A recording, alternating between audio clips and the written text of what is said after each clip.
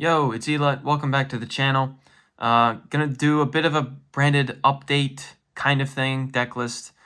This deck list is not set in stone. We are still very, very early on into a new format, a new ban list, all that stuff.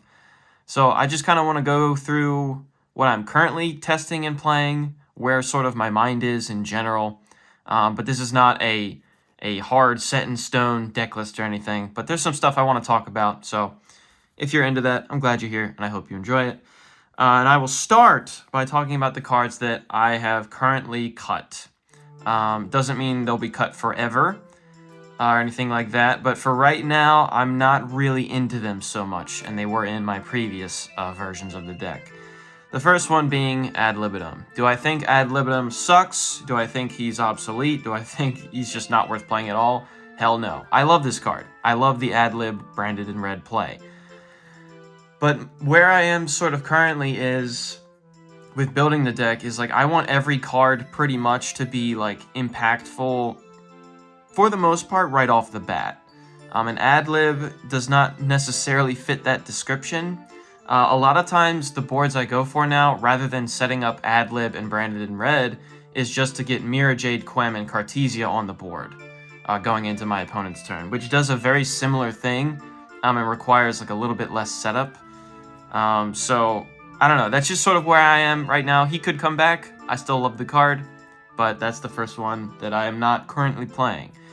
Another big one, because I was a big fan of having this card at 3 in this deck, I was a big supporter of it, is Book of Moon. In the previous format, this was a direct out to Kashtira Arise Heart, which has since been banned, as well as it being a very nice defensive card for your branded monsters when you really need to resolve certain effects. But with Arise Heart being banned, that does sort of knock this down a good bit. It doesn't mean it's a bad card all of a sudden, but it kind of lost its GOAT status, if that makes sense. So I don't feel like it's any more as impactful as I would like it to be. So for now, I'm also not playing Book of Moon, which makes me a little sad just because I love this card. But there's that. And then the big one that I am not currently playing. It could come back, like I said. This is not set in stone, but currently I have cut Dragoon and Dark Magician, which is unfortunate because I just got like the Dark Magician from the tins. I didn't pull it from my tin. In my tin, I got Enlightenment Paladin, which is kind of cringe. I just bought this one because I thought he looked kind of cool, you know? It's kind of cool. But yeah, I'm not so sure that Dragoon is like necessary, really.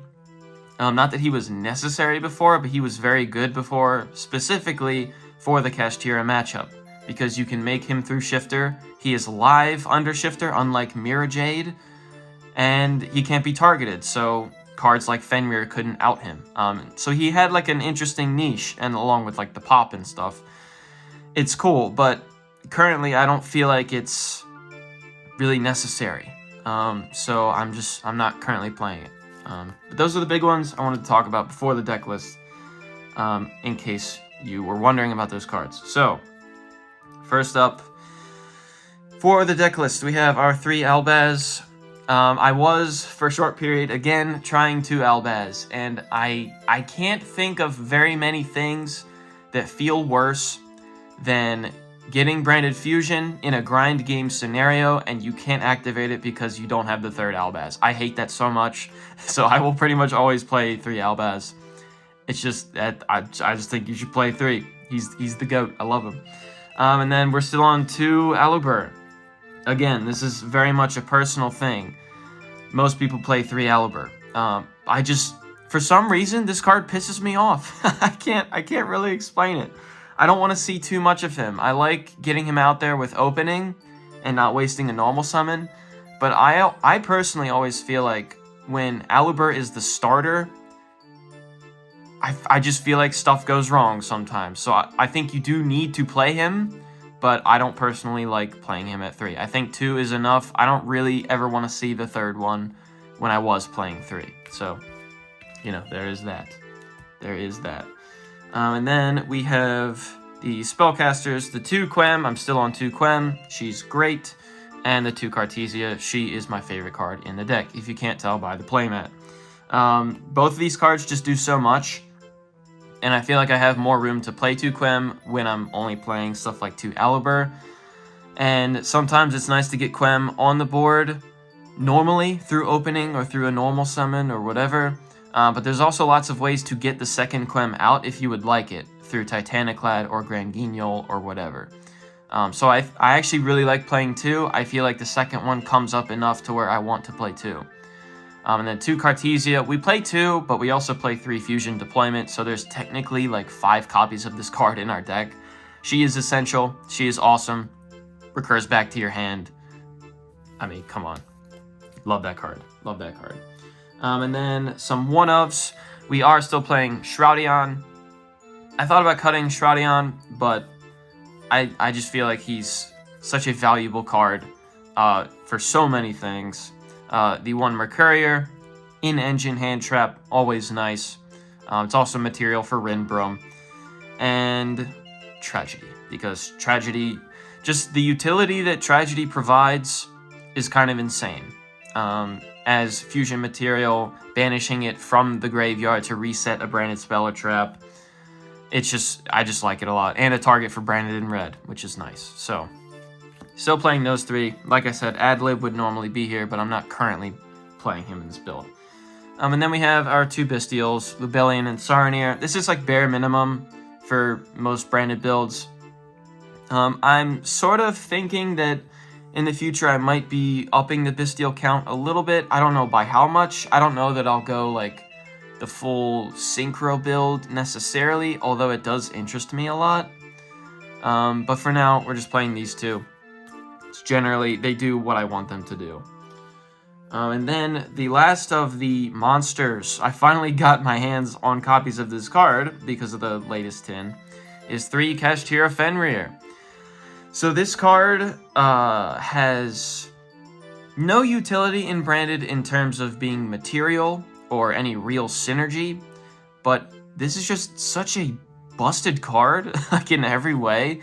Like whether you're going first or second, I want to see one of these in my hand generally, because it's a free body on the board, and bare minimum, it searches another copy of itself. So you have a body on the board, some effects at your disposal, and the same number of cards in your hand. That's crazy. And then best case scenario beyond that, if, you know, your opponent is silly, it might bait some kind of disruption, which is kind of nice, which will give you more room to play your actual engine cards. I just feel like there's no downside to playing Fenrir. He's just crazy. And honestly, he's so fun. I can't even hate, dude. This is such a fun card.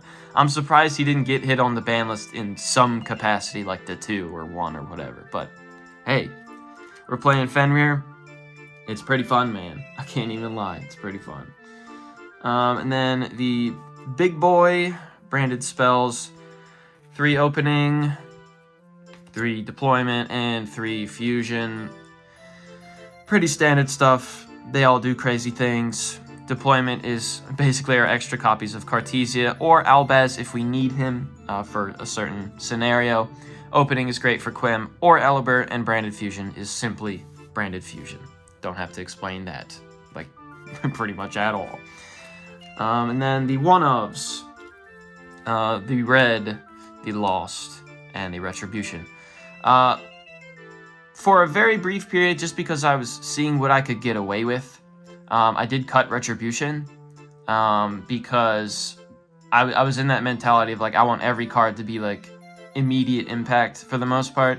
But retribution, although it isn't necessarily immediate impact, it just helps you cycle through things so well that I feel like I needed to keep it along with Shroudion. So I still love the card, and the other 2 are just crazy. They're just crazy. Even without Adlib, branded in red is just crazy. So we're playing that. Still playing the 2 triple tack. This card is just busted going first or second. It just, I feel like you just should be playing triple tack, or at the very least be playing like thrust and then like 1 talents. I don't own thrust because that card is like $80 a pop, and I refuse to pay that much for a generic card, like a non-engine card. I refuse to pay nearly that much, so I don't own that. If I did, I would definitely like play it. But 2 triple tack I think is solid. I don't normally want 3. generally speaking. And then we play the Called by the Grave for Ash, but also for some other stuff too. I'll talk about that in a second. And we're down to 2 Crossout instead of 3. So another thing I was thinking about with this current build is upping the hand trap count, which you'll see in a second. Which means Crossout is really good, just like it always kind of has been with hand traps, but pretty much all decks right now are upping their hand trap count. It's a very hand trap heavy format, so Crossout is like kind of nuts right now. And Called By is good for Ash and things like that, but also like in the event that someone shifters you on your turn, you're Called Buying the shifter, like immediately shotgun that shit. So, you know, I like this ratio currently. They cover similar bases, but Called By also can hit other things in the grave if you just decide that's more valuable. And Crossout can be your out to Nibiru, which we will talk about in a second. So that's my thinking with that thus far. And then we play 3 Ash, 3 Nibiru, and 2 Imperm. The only reason I'm playing 2 Imperm is because I like to keep the deck count at 42, preferably. I just like the 42 number. And I feel like these two generally can be more impactful than Imperm, but Imperm is still a solid Crossout target if that comes up. And it's just a good card to have. So I like it. Nibiru is interesting because this also is like solid fusion material. If you just want big damage, a lot of times branded fusion into Albion, sending Albaz and Nibiru, and then Albion banish Albaz and Nibiru for a 4K Titaniclad is very funny. So I kind of love that too. But, you know, we're upping the hand trap count for the reasons that I kind of just stated. And this is what we're currently running. So there's that. Okay, so that is the end of the main deck. What I'm currently working with, again, could change, and if it does, I will let you know. But this is where my mind is at currently. So with the extra deck, we're still on the standard 2 Albion, 1 Lubellion, and the 2 Mirror Jade. These are extremely standard ratios. Lubellion, 9 times out of 10, is going to be shuffling himself back, so you really don't need to play more than 1. This is great to make or to send to the grave, and by playing 2, you can do both. And Mirror Jade, just in case you lose the first one somehow, you still have access to your big boy boss monster. So yeah, just in case you didn't know those basic reasons. We're still playing Sanctifier. I'm not playing the Gimmick Puppet because I think that is boring. It's probably still good, but I'm the type of person that, like, I don't want to win in a boring way, so I don't play the Puppet. But Sanctifier is good for rebuilding, as well as setting up fun fusion plays for yourself, avoiding things like evenly matched or whatever. And it can't be targeted, which is actually pretty cool too.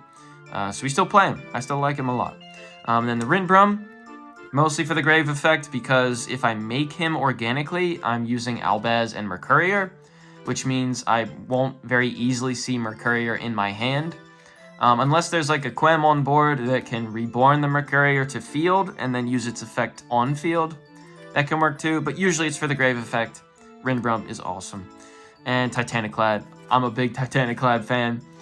Big beefy boy, extra deck protection, summons Quem on end phase if it's in the grave. That's awesome. All that stuff is awesome. So I still love these 3 cards. And then currently the 1 Granguignol, the 1 Queritus, and the Masquerade. I feel like every deck profile I talk about Masquerade, I just love this card, man. I just love this card. There's nothing that feels better than, like, getting your opponent to, like, I don't know, like 1,500 life points or less and just putting Masquerade on the board. I just love that so much. He provides so much pressure, and he's just cool, man. I love him. Queritus is a free summon off of Granguignol's trigger, as well as just attack protection if you'd like it. And if they out him via a card effect, that's a free Albaz special summon, which can be pretty good too. Granguignol, I was thinking about playing 2 Granguignol, because I actually do kind of like it, but with my current extra deck space, it wouldn't really make sense. And I'll explain why in a second. So, we'll put Granguignol to the side. I'll come back to that.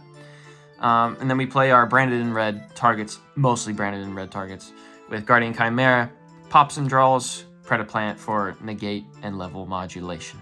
Still love both of these cards. They come up nearly every game, I feel like, so really good. We love them. But about Granguignol again. So, I am still playing the bounce, which is hilarious. I just think it's funny. So yeah, we're playing the bounce. But because I cut ad lib, I don't really feel like I need the second Granguignol. Even though I am also playing Lulu again. This was basically swapped out for Dragoon. And Lulu is normally better in a Nadir Servant build, admittedly.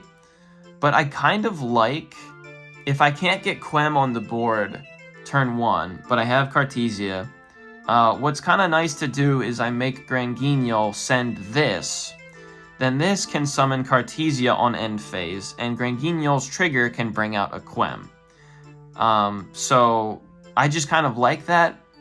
If I was still playing Adlib, though, I would really try to make some space for a second Granguignol, because if we make our one Granguignol, we're only really able to send one of these two. So it's something to consider. I don't really know what I would cut if I was to put in a second Granguignol. Objectively, I should probably cut something like Masquerade, but as I always say, dude, I love Masquerade too much. So Lulu, I've been trying out again simply to get Cartesia on the end phase, going into the opponent's turn usually, but in general, it's just good. Even without Nadir Servant, I just think it's solid. Cartesia just does so much, and the way I tend to play the deck revolves around Cartesia a lot anyway. So if Dragoon isn't like a insta like, yeah, for sure, we play that card, I don't mind the occasional free Cartesia on the board at end phase. If I don't go into Granguignol and I have Cartesia and Quem on the board anyway, then, you know what I mean? Like, we don't really need this so much. But if I can't get to Quem on my first turn, but I can get to Cartesia and or Granguignol, this can kind of help with setting up that normal sort of board, if that makes any sense. But anyway, that's just where my mind's at right now.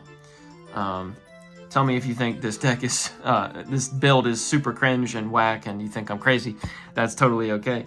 But thank you for watching. Hope you enjoyed the video. I will have some other stuff coming out soon that I want to make, like more finer details of branded videos and stuff like that. But yeah, that's all from me. Thanks. Peace out. Take care.